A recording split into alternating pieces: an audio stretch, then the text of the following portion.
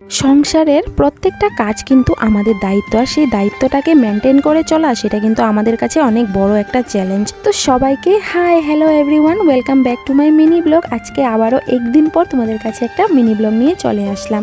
ছেলেকে নিয়ে একটু বসেছিলাম পড়াশোনা করতে, যেহেতু আর 2-3 দিন পর থেকে ছেলের এক্সাম শুরু হয়ে যাবে।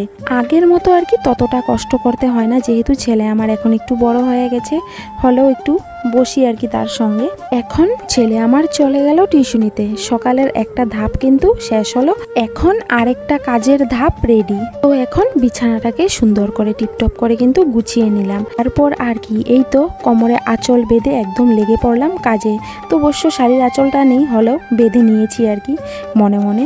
তো এই তো সকালের এগুলো বাসনপত্রগুলো এগুলো ধোয়া হয়নি সকালবেলা, রাত্রের এঁঠো বাসন কিছুই নেই, এগুলো হলো সমস্তটাই সকালের বাসন।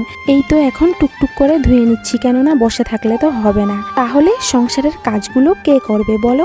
দেখা যায় সকাল 6টা থেকে ধরো দুপুর 12টা-1টা পর্যন্ত, এই সময়টা কিন্তু আমাদের খুব ব্যস্ততার মধ্যে দিয়ে যায়, কেননা সেই সময় থাকে কাজের চাপটা খুব বেশি। কিন্তু এই সময়টা চলে গেলে কাজের চাপ ততটা বেশি থাকে না।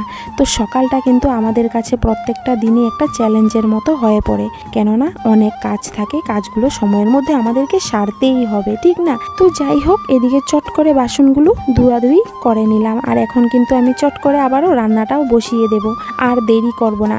এমনিতেও আমাদের এখানে কয়দিন ধরে বৃষ্টি পড়াতে না রাস্তাঘাটের অবস্থা একদম ভালো নেই, কাপড় চাপড় একদমই শুকাতে চায় না, একদিনের কাপড় 3 দিন লেগে যায় আর কি শুকাতে।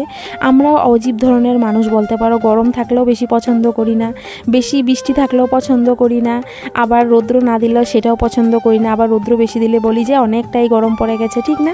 ভগবান যাবেও তো যাবে কোথায়? তো যাই হোক, কিছু কাপড় ছিল ওগুলো ধুয়ে মেলে দিলাম, আর এই যে দেখলে তো ঘরের মধ্যে কতগুলো কাপড় জমে আছে। এখন রান্নাটা বসিয়ে দিলাম, এই তো কচু আর আলু দিয়ে পাবদা মাছের একটা ঝোল করছি, আর এদিকে বেগুন কুচি কুচি করে কেটে নিয়েছি, সেটাকে পেঁয়াজ দিয়ে ভাজি করে নেব। আমাদের তেমন কোনো ঝামেলার রান্না বাড়া নেই, কেননা আমাদের ঘরে কেউই ভালোবাসে না শর্টকাট রান্না বাড়াই, সবাই পছন্দ করে। সত্যি কথা বলতে গেলে কি, আমার সেটাতে আরও ভালো, আমার কষ্টটা একটু কম হয়, আমাদের ঘরে দুপদ হলেই আর কি চলে যায়। তো দেখো আমার রান্না বাড়া কমপ্লিট, এখন সুন্দর করে আমি গ্যাসটা মুছে নেব, যেহেতু আমরা দেখবে রান্না বাড়ার পর যদি গ্যাসটা একটু সুন্দর করে টিপটপ করে না রাখি না, আমাদের কাছে কিন্তু একদমই ভালো লাগেই না, ঠিক না? গ্যাসটা মুছি করে পরিষ্কার করে রাখলে মনটাও ভালো লাগে। তো চলো বন্ধুরা, আজকের মতো সবাইকে টাটা। কেমন লাগলো মিনি ব্লগটা অবশ্যই জানিও।